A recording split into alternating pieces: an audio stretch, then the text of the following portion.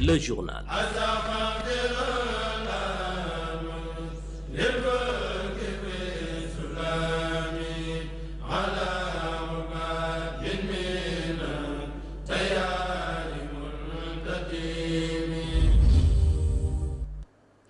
Mesdames et messieurs, bonsoir et bienvenue sur la première chaîne IPTV au Sénégal. C'est l'heure de votre journal.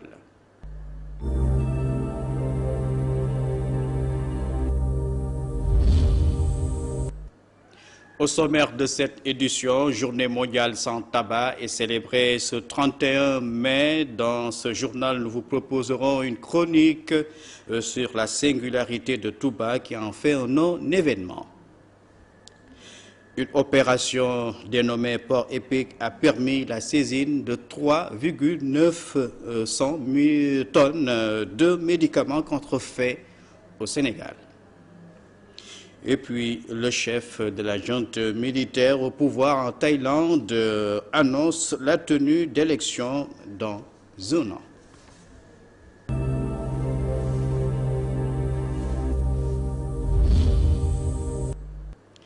Je vous le disais tantôt, l'Organisation mondiale de la santé, OMS, estime que d'ici à 2020, le tabac sera la principale cause de mortalité et d'incapacité avec plus de 10 millions de victimes par an. Dans la cité religieuse de Touba, la consommation du tabac est strictement interdite, ce qui en fait de cette journée un non-événement. Une chronique de Mansour Seck.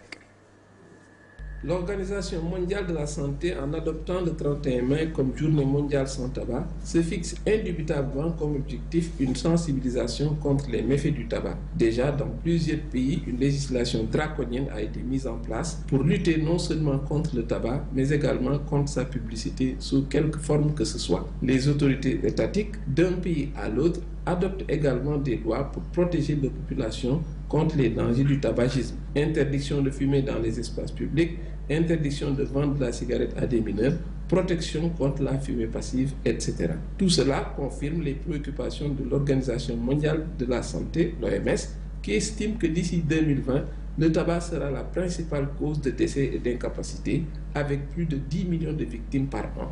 Au moment où le monde entier se préoccupe de ce qui est en passe de devenir le fléau des temps modernes, à Touba, ville religieuse située à près de 200 km de Dakar, capitale du Sénégal, la vente et la consommation de cigarettes sont interdites aussi bien dans les espaces publics que privés. Fumer dans les limites sacrées de la ville de Touba constitue un délit. Il s'agit d'une singularité qui traduit l'exaucement des vœux de son fondateur Cheikh Ahmadou Bamba, celui qui s'était adressé à son Seigneur en ces termes. Fait de ma demeure la cité bénite de Touba, un lieu d'attirance des vertus, d'honorabilité et d'attirance des bienfaits, et un lieu qui préserve du mal et écarte le préjudice. Fait de ma demeure la cité bénite de Touba, un lieu où l'on s'évertue à suivre la voie de Dieu et à éviter de suivre les consignes de Satan, le scélérat. À Touba, plus qu'une journée mondiale sans tabac, c'est une vie sans tabac qui est enseignée par le fondateur du mouridisme, Cheikh Ahmadou Bamba. Et d'ici à 2020, donc, la principale cause de mortalité et d'incapacité avec plus de 10 millions sera le tabac. Le directeur de l'unité de coordination de la gestion des ordures, Ibrahima Diagne, a procédé vendredi à Tiandiaï, dans le département de Mbour, au lancement d'un projet de gestion des ordures intitulé 3P, entendez programme, priorité et propreté. Les services de la douane et de la police nationale ont effectué une opération dénommée Port Épic, je vous le disais, les 27, 28, 9 mai dernier, permettant la saisie de 3,9 tonnes de médicaments contrefaits déférés au parquet 42 parmi les vendeurs. C'est ce qu'a indiqué le commandant Ibrahima Faye du Bureau central national d'Interpol, Abdoulaye Sagnan. Le bilan de l'opération a permis de saisir 2 tonnes de médicaments par la douane et 1,9 tonnes par la police. Cette opération s'est déroulée dans les régions de Dakar, Kaolack, Tamba et Diourbel. Ainsi, plusieurs médicaments hors circuit étalés dans les rues ont été saisis lors d'une descente opérée par les services de la douane et de la police avec l'encadrement d'Interpol sur présence de l'Ordre des pharmaciens du Sénégal. Cette opération entre dans le cadre du programme d'activité d'Interpol qui appuie 10 pays de l'Afrique de l'Ouest dans la lutte contre la criminalité pharmaceutique. L'analyse de ces faux médicaments par des docteurs et des pharmaciens a révélé que la majorité des produits sont contrefaits et que d'autres sont périmés et certains aussi de ces médicaments sont issus de vols ou détournements. Les pouvoirs publics sont invités à agir afin d'éliminer la vente illicite de ces médicaments. Ainsi, il reste à mener une campagne de sensibilisation et d'information pour les populations sur les dangers des médicaments de la rue. Retenez sur votre agenda que demain, le ministre de l'Élevage, Mme Aminata Mbengue Ndiaye, va se rendre à Kolda où elle va participer à la célébration de la Journée internationale du lait le 1er juin. Quelques 205 tonnes de semences d'arachide ont été déjà distribuées pour la présente campagne agricole. C'est ce qu'a annoncé le directeur régional du développement rural de Ziguinchor, Elhadji Mamadou Konté. Plusieurs maisons et cimetières de Thiaoulène à Rufisque ont été envahis par la mer. Dans la soirée du vendredi, les vagues ont atteint une hauteur très élevée, percutant la digue de protection pour entrer dans les domiciles et cimetières. Et comme vous le voyez sur ces images, les cimetières complètement dévastés par les eaux. Les habitants ont passé toute la nuit à évacuer les eaux de leurs maisons. Le même phénomène a été constaté à Bargny où une grue a servi de secours même aux pirogues qui étaient à flot.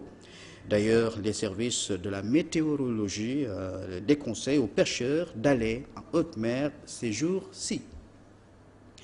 Le ministre de la Femme, de la Famille, de l'Enfance, Antassar Diako, a remis une enveloppe d'environ 10 millions, ou plutôt 100 millions de nos francs pour la réalisation de plus de 200 projets de femmes. C'est dans la région de Kaolack.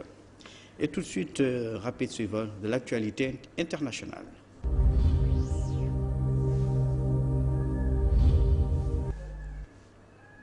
Nous commençons par la Centrafrique, une nouvelle flambée de violence à Bangui. Les forces africaines et françaises prises à partir par des manifestants en colère dans la capitale centrafricaine devant le siège de la MINUSCA. Les manifestants réclament le désarmement des milices, la réouverture donc du kilomètre 5, le départ des forces burundaises. Plusieurs marches et rassemblements de milliers de personnes ont été enregistrées cette fin de semaine.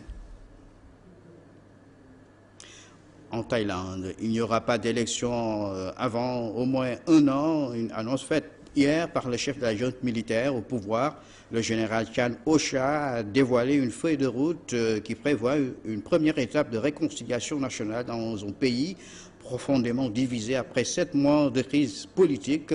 La seconde étape serait consacrée à la mise en place de réformes et la troisième étape consiste à la tenue d'élections prévues dans 15 mois, c'est-à-dire dans un peu d'un an. En Amérique, les Américains ont promis qu'ils ne resteront pas passifs si l'ordre international était menacé. Jeudi, des avions de chasse chinois ont frôlé des appareils militaires japonais au-dessus de la mer de Chine orientale. L'objet est donc contentieux entre les deux pays. Tokyo avait émis une protestation diplomatique. Les USA soutiennent qu'ils ne vont pas tolérer une remise en cause des principes fondamentaux de l'ordre international. Et puis, pour terminer, au Brésil, à 12 jours du coup d'envoi de la Coupe du Monde, le dispositif de sécurité est en place. Il est impressionnant.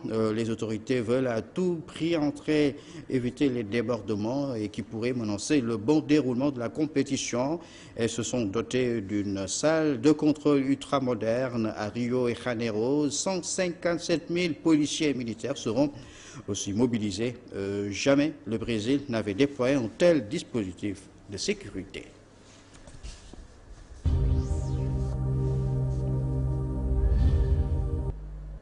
Voilà, mesdames et messieurs, qui termine ce journal. Merci de l'avoir suivi. Excellente fin de soirée en compagnie des programmes de Al Mouridiyyah TV. Demain, dimanche, vous aurez le rétro de la semaine. Quant à moi, je vous donne rendez-vous lundi, Inch'Allah, pour une autre édition. Merci, au revoir.